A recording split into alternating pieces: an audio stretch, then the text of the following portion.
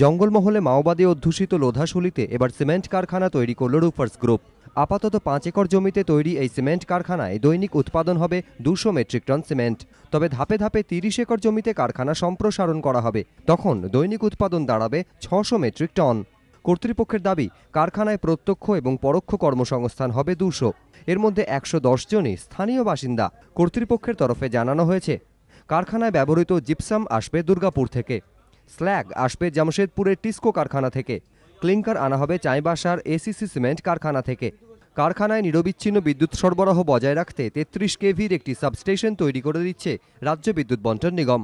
রুফার্স গ্রুপের প্রেসিডেন্ট অঞ্জন বন্দ্যোপাধ্যায়ের দাবি, জঙ্গলমহলে শিল্প স্থাপনের জন্য রাজ্য সরকারের আহ্বানে সাড়া দিয়েই এই কারখানা গড়ার উদ্যোগ। আর সেই উদ্যোগে স্থানীয় বাসিন্দাদের কাছ থেকে সহযোগিতাও পেয়েছেন বলে জানিয়েছেন তিনি।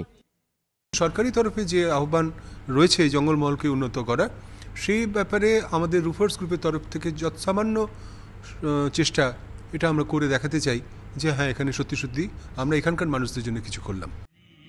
মাওবাদী সমস্যা মোকাবিলায় বারবার এলাকার উন্নয়নে জোর দিয়েছে রাজ্য সরকার।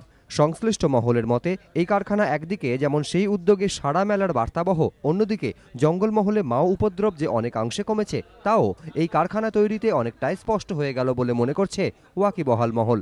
ধ্রুবজ্যোতি প্রামাণিক ও অমিতাভ রথ, এবিপি আনন্দ।